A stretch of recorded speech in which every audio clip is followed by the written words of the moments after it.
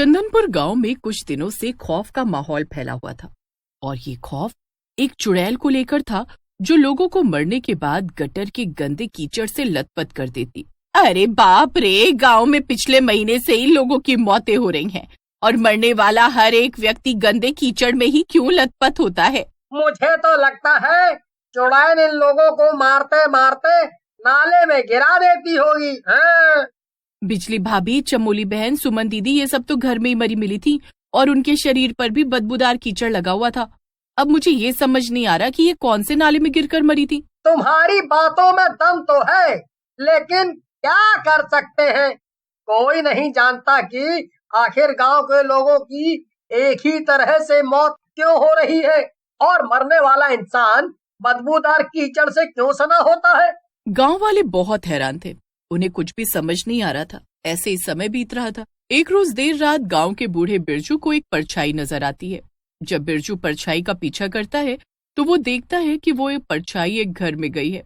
असल में वो एक चुड़ैल थी।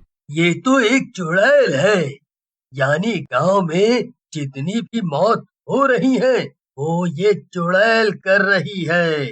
और गांव के लोग सही थे, लेकिन इसके पीछे का कोई तो कारण होगा कि आखिर क्यों गांव के लोगों को खत्म करने की सोच रही है वो चुड़ैल। या उसके पीछे कोई मकसद भी होगा या फिर कोई बदला। बिरजू को अपनी जान प्यारी थी। वो उस चुड़ैल का पीछा तो करता है, लेकिन अपनी जान की परवाह करते हुए वहां से घर लौट आता है। अगली सुबह गांव में एक और मौत हो चुकी थी। गांव के लोग आपस में उस मौत के बारे में बातचीत कर ही रहे होते हैं कि तभी बिरजू वहां पहुंचता है। तुम लोग बिल्कुल सही थे, गांव में जो भी मौत हो रही है वो एक चुड़ैल ही कर रही है। उसका क्या मकसद है, वो क्या चाहती है, इसके बारे में हमें नहीं पता। कल रात जब मैं सोने जा रहा था तो मैंने एक परछाई देखी और जब मैंने उसका पीछा किया मुझे पता चला कि वो परछाई एक चुड़ैल है। बाप रे, इसका मतलब हम सही थे। गांव में पिछले कुछ दिनों से गांव के लोग जिस चुड़ैल को देख रहे थे वो सच था। मुझे तो मजाक लग रहा था।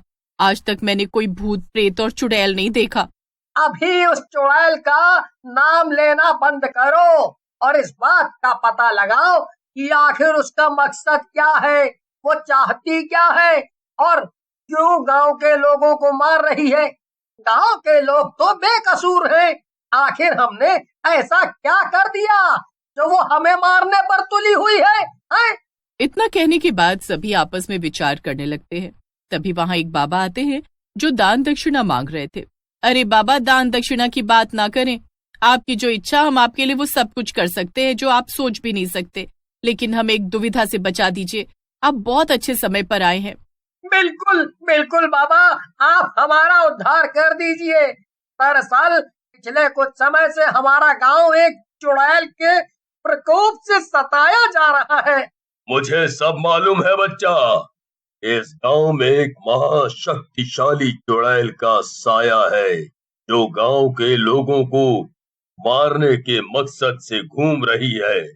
अब तक उसने करीब 10 लोगों की जान भी ले ली है। अलग निरंजन, मुझे सब ज्ञात है।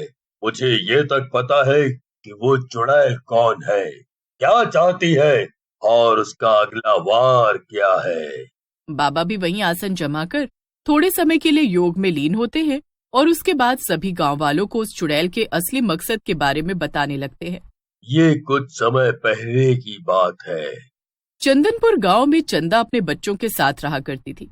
चंदा का पति काफी समय पहले ही मर चुका था। चंदा शहर के गटर की सफाई करके पैसे कमाई करती। अरे चंदा बहन, अनर्थ हो गया। आज मेरे और सुमन बहन के घर चोरी हो गई है। चोरी में चोरों ने गहने जेवर चुरा लिए। अब तो मैं कहीं मुंह दिखाने लायक नहीं रही हूँ। अपनी बेटी मुन्नी की शादी के लिए थोड़े गहने रखे थे, वो भी कल मुझे चोर ले गए। ये तो बहुत बुरा हुआ चमोली बहन। मुझे तो कुछ समझ नहीं आ रहा कि ये हुआ कैसे। इस चोरी को करीब 15 दिन बीत चुके थे। गांव में और भी कई चोरियां, जिससे गांव वाले काफी परेशान हो जाते हैं और किसी को कुछ समझ नहीं आ रहा था कि आखिर चोर है कौन।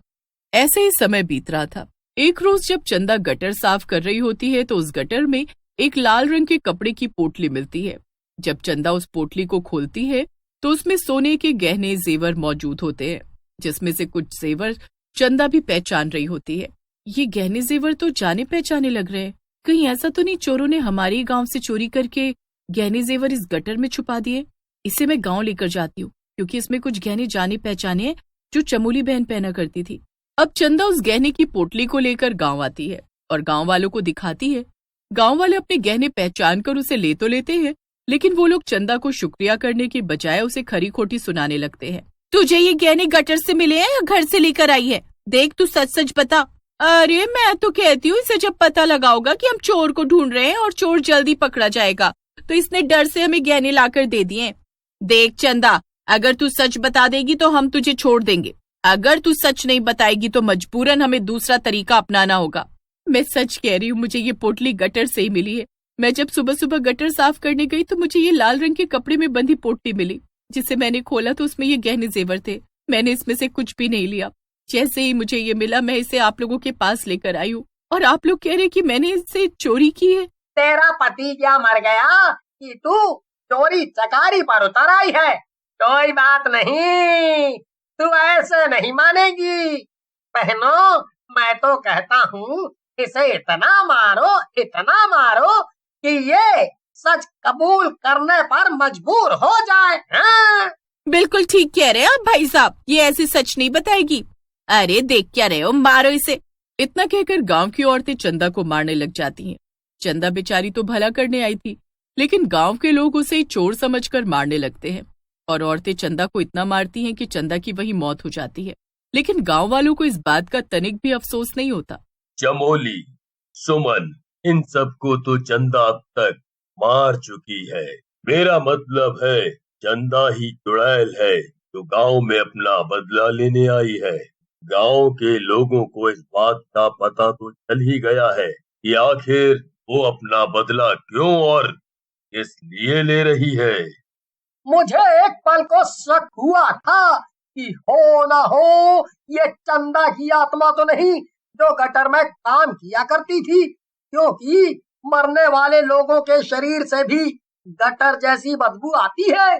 बाबा जी, आपने सारी कहानी तो बता दी, लेकिन अब उस चुड़ैल से बचने का उपाय भी बता दीजिए, वरना धीरे धीरे गांव के लोग मारे जाएंगे और एक समय ऐसा आएगा जब पूरा गांव खत्म हो जाएगा। ठीक है, फिर कल अमावस्या की रात है। कल सुबह से ही पूजा की तैयारी की जाएगी और रात के 12 बजे तक ये पूजा चालू रहेगी, और उस दौरान ही हमें चंदा की आत्मा को प्रकट करना होगा। अगर वो नहीं आती तो समझ लो गांव में विनाश निश्चित है।